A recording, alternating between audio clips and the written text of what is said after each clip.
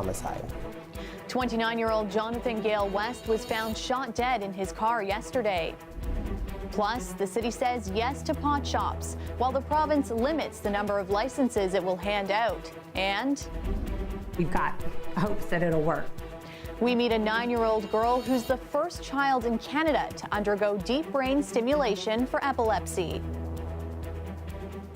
Good evening, I'm Talia Ricci. He was known to friends as Johnny Gale. Tonight, many in the sports broadcasting community are mourning the loss of the 29-year-old who has been identified as Toronto's 93rd homicide victim. Police are still searching for a suspect as those who knew him share messages of how he'll be missed. Hoea Fidel reports. An outpouring of support on social media as friends and colleagues are hearing the news about Jonathan Gale West. The 29-year-old worked for TSN and was a man who many say had a smile that lit up the room. SportsCenter anchor Jennifer Hedger writes, "This isn't just another statistic, this is John Gale," adding, "What an absolute tragedy. My deepest condolences to his family." John passed away last night. He was a valued member of our production team. He worked in this special tribute to Gale West, they say he was well-liked and will be missed. John will be remembered as a warm, generous person who was always laughing and smiling, and someone everyone wanted to be friends with. Police say they received reports of a collision on Islington Avenue near St. Andrews Boulevard Wednesday night around 6 p.m. When they arrived on scene, police found a blue Honda Civic that veered off the road and crashed into a tree. Once the officers took a look at the vehicle with Toronto paramedics, they did discover a male seated in the driver's seat of the vehicle, and he had apparent gunshot wounds. Toronto police say there are still many questions surrounding this incident and are urging anybody with information to come forward. Hoea Fidel, CBC News, Toronto. Toronto City Council voted late today to allow illegal pot shops while calling on the province to grant the city more power to regulate where they're located. Following a lengthy debate, Mayor John Tory and a majority of councillors backed a city staff recommendation to not opt out of cannabis retail stores. The vote comes the same week both Markham and Mississauga opted out. And late tonight, another development, the province announcing they would only be issuing 25 licenses across the province for business to open April 1st due to what they call a national shortage of cannabis supply. This will severely limit the number of stores that will initially be open in Toronto or any city for that matter. City Council today also discussed uploading the TTC, something that was met with a protest. It's ridiculous. It's worth loads and loads of money. The province wants to basically take it for almost nothing. We're going to have two-tier service on the TTC. It's not going to be integrated. It's just terrible. It's absolutely terrible. And I'm using nice, polite words. Last month, the Transportation Minister announced plans to table legislation next year to take over parts of the TTC, saying the province can build new transit faster and more efficiently. If the province does open up the network to privatization, advocates say it could mean higher fares. The rally was held outside of City Hall before Council discussed the city's position on the issue. We certainly weren't planning to give it away, not to the province. The TTC is an integrated network. The buses, the streetcars, the LRT lines, as well as the subways work together, one contiguous system with one fare. Dismantling any of that means you're basically busting up the transit system, and that is not going to work for the City of Toronto. Tory is pushing for more information from the province, saying the city doesn't have enough specifics on what a subway upload would actually look like, and stresses that the city will only make a deal that's beneficial to employees, riders, and residents in Toronto.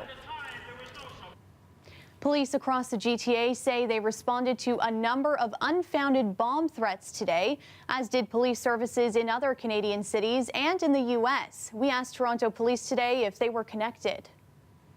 Well, based on the timing and possibly the similarity of these threats, it can be assumed, but we don't want to do that. So we are currently speaking with other jurisdictions, other police services and community partners just to determine whether or not they are in fact connected. A threat was made at King's subway station in Toronto this afternoon. The station was evacuated for a short time before reopening.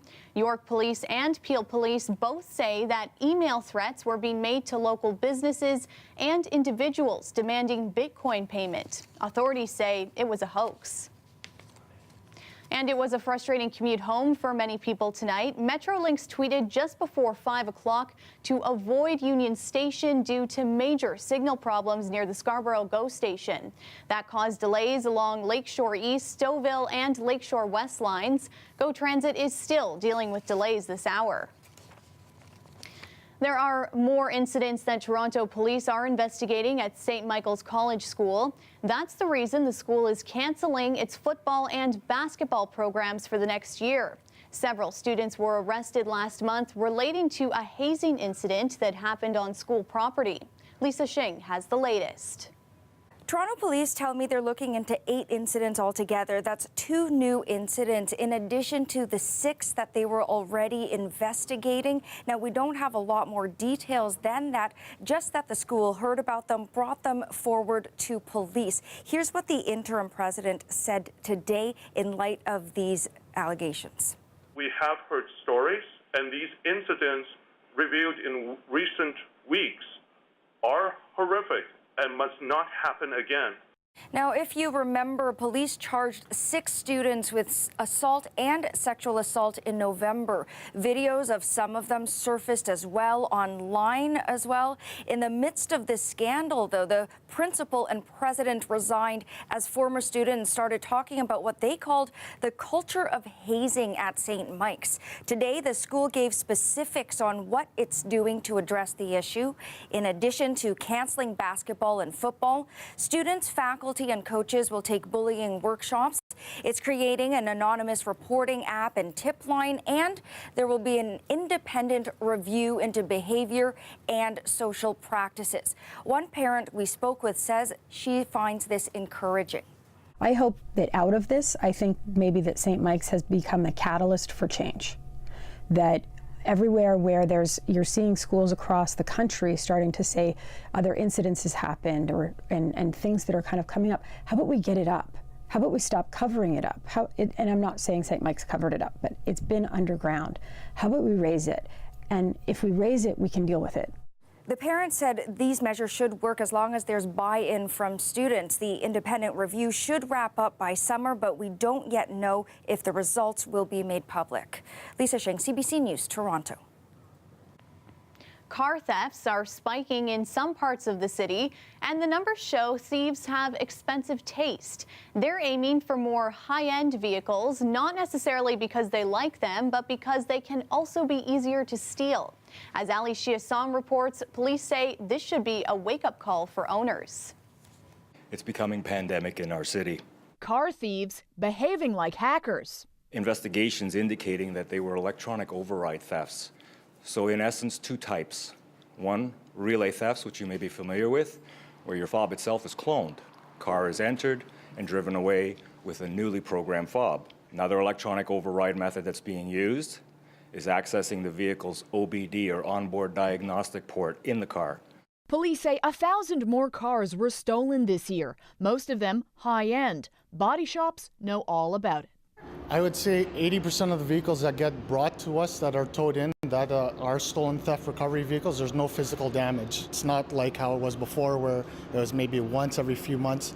We're actually seeing about maybe 5-6 cars being brought to us a month. And these are not just like normal cars. There's like brand new Highlanders, Toyotas, Mercedes. No criticism of the manufacturers, but what it is, as I said earlier, because they're standardized across the make and model and the criminals are becoming more sophisticated, it can be figured out and it can be breached. And owners have their guard down. They're just confident in the technology that's now available. And unfortunately, that technology is almost like an Achilles heel. Police say thieves look for the path of least resistance. So while they may have figured out a way to trip the locks of your car, when they encounter something like a steering wheel club, they're going to need a hacksaw and some time. So while it may clash with the sleek look of your new car, something like this may be your last line of defense.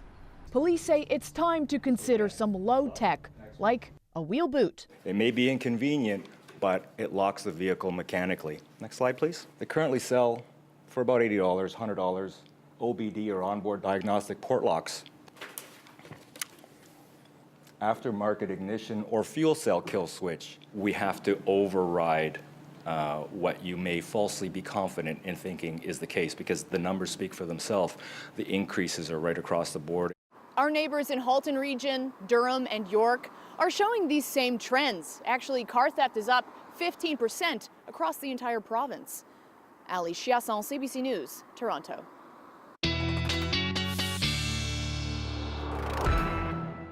Meteorologist Colette Kennedy joins us now for a first look at our forecast. When I checked the weather this morning, it didn't seem like it was cold, but when I stepped outside, it was like that damp cold, the worst kind of cold.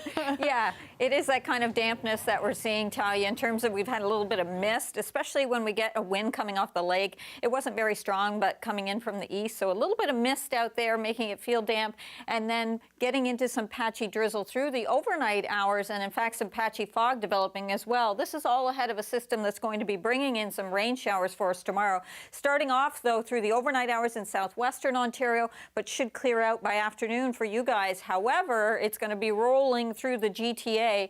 Some light rain in the morning hours and then tapering off to just some showers in the afternoon before it moves out. So it is making haste. It's not going to last for very long, but the clouds will kind of hang in there for a little bit afterwards. Overnight tonight, 1 degree with mostly cloudy conditions, a little bit of patchy fog, a little drizzle possible ahead of this, and then a very mild day with the temperature going up to a high tomorrow of 5 degrees. Will the mild air stick around? I'll tell you when I come back. Sounds good, Colette. We'll check back in with you in a little bit. Sounds good. This is the front of the head. This is where the seizure started. She used to play soccer, that she used to do cheerleading, that she used to do these things, and she can't. That's hard. This little girl has become the first child in Canada to undergo a rare procedure, deep brain stimulation, all to help alleviate the severe seizures she lives with every day. We'll have that story next.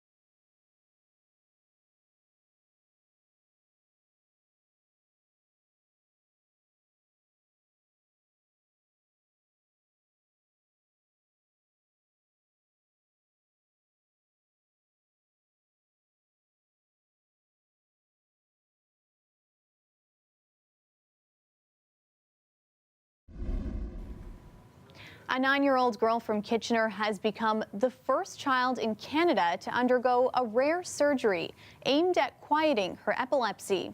It's called deep brain stimulation, and for kids, it's a last resort. As Kelda Yoon explains, surgeons at Sick Kids are hopeful the procedure will finally help their patient live a normal life. Can I play on the computer? 9-year-old Andy Dreher is asking her mom, Lori, if she can play on the computer, something she loves to do, and one of the few things she can still do without difficulty. She knows she used to play soccer, that she used to do cheerleading, that she used to do these things, and she can't. That's hard. That's because Andy suffers up to 150 epileptic seizures a day. Her family has come to call them glitches. Like the other day at school, from 10:20 to 11:10, she had 27, in less than an hour. It started when she was 3. Her head slumped over, her eyes rolled back. When she turned 7, it got worse, affecting her ability to walk, eat, and talk. I want a snack. Okay. By the time Andy and her family walked through the doors of Sick Kids last year, they had tried countless medications and 2 surgeries. Everything helps in little bits and pieces, but it's not one thing is, able to fix her. The first thing that struck me was how severely disabled she was by the seizures. She had a brain malformation that resulted in the seizures, and because the seizures had been ongoing for so long and they were so frequent, much of the brain was affected. With very few options left, doctors here at Sick Kids suggested Andy try deep brain stimulation. It's commonly done on adults with movement disorders or chronic pain, but it is relatively uncharted territory for children. This is where the seizures started. There are only 40 known cases of the procedure having been performed on children with epilepsy. But on October 1st, the Dreher family put their faith in the surgeon's hands as Dr. Ibrahim and his team implanted electrodes deep into Andy's brain. And the idea is that with electrical current flowing through those electrodes, we could potentially alter the neural circuits. For that to happen, the electrodes have to then be connected to a battery-operated implant in Andy's chest. Lori Dreher now has control of the implant, adjusting the programs on this device to try to figure out what works best in minimizing her daughter's seizures. For instance, last week, we went to level D. We were on it for 2 or 3 days, and she was a zombie, right? So we changed back to level B, and even at 10 o'clock at night with her being tired, she immediately was able to say some words and tell about, a sentence or two about the day. So based on that, we've got hopes that it'll work. Dr. Ibrahim says it will take months to see the full impact, but he too is hopeful. Andy is an incredibly resilient young girl. And she already knows what she wants to be when she grows up. What do you want to be when you get older? A mom just like her own who has been with her every step of the way. She doesn't give up. So based on that, it's like you can't quit on her. Kelda Yoon, CBC News, Toronto. This place has many good memories. I've been coming to Bathurst Bolorama my entire life. I'm losing the business, I'm losing my staff, so this is sad. It's been at the corner of Bathurst and Lawrence for decades, but the last pin is about to drop at the Bathurst Bolorama. We'll take you there next.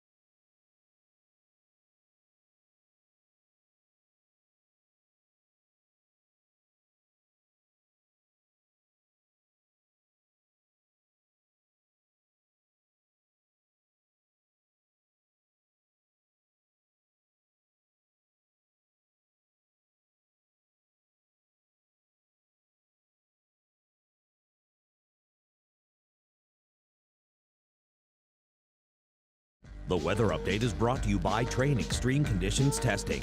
It's hard to stop a train, really hard.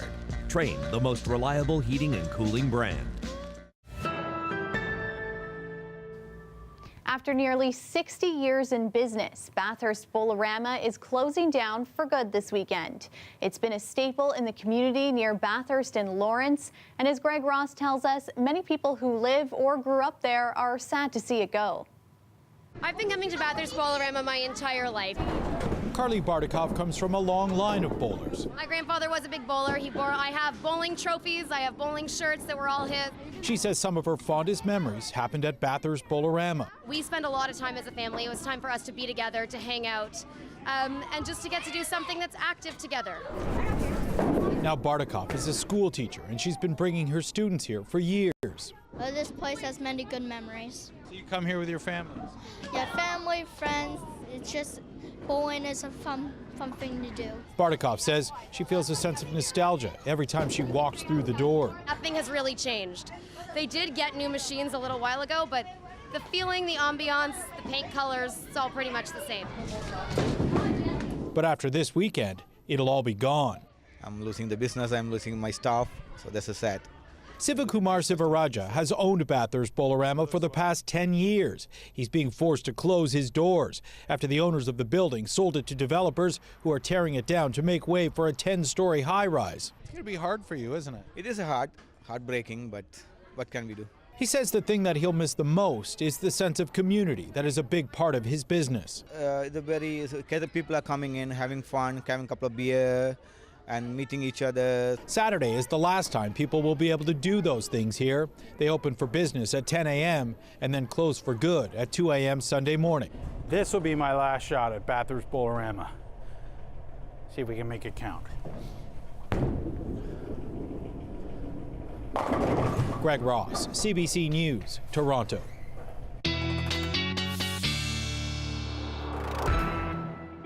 Colette's back now with our extended forecast, and I don't know how popular this opinion is, but I would much rather see some fluffy snowflakes over this rain we've been experiencing, but it looks like that's what's in our future. Yeah, Talia, I'm going to go with the other route, which is that I'm glad it's going to be so mild. The precipitation's coming as rainfall. Closer to the holidays, I'll take the snow. You viewers at home, you can vote of what it is you'd like, but what we're getting is going to be some rain showers, even a little bit of mist. We've been seeing some patchy fog coming in. Average high, though, at this time of year is 1.3, and because we're going to be way above that, that's why the precipitation is rain. And by the way, the record snow for this date in history has been holding since 1941, almost 10 centimeters, and the record for snow on ground is 30 centimeters, and that's another record from 1977. There were a few for all the snow that was on the ground in Ontario back then. So here's the system that's coming in from the States, moving in overnight tonight with the showers for southwestern Ontario, a bit of patchy fog there as well, and then should move out by the morning hours, later morning hours here. But as we go towards the GTA, we're going to find that drizzle overnight tonight, a little bit of it kind of here and there, some of that fog development too, and you could have that for the morning commute then. And then the light rain in the morning hours into the afternoon becoming showers, and then see moving away. This is 4 p.m. I've got this stopped at, and it'll be off to the east and headed to the nation's capital. Still some cloud cover holding behind it, and the winds might be a little bit breezy at times from the southwest too. Overnight tonight, these are the mild lows, 1 degree as the rain showers move into southwestern Ontario. And then for your highs tomorrow, 6 to 7 degrees. Again, by the afternoon, this will be moving away, and then you'll still be left with some of the cloud cover here. We're going to see it coming in, though, in the morning hours for us for the GTA. And so overnight tonight, 1 degree for the lows, mostly cloudy conditions with a bit of patchy drizzle. And then through the afternoon tomorrow, highs of 5 to 7 degrees. Mostly we'll see 5 degrees with the rain showers, and then moving out of here, southwesterly winds again, as I had mentioned. And then in terms of how the temperatures hold on, they do mild, not as mild, but 4 degrees for Saturday, Sunday, Monday even not looking bad. And then the colder air will move back in. We knew it was going to happen, but we've got a string of a few milder days ahead, Talia. Well, I'm excited to see all that sun again. Thanks, Colette. You're welcome.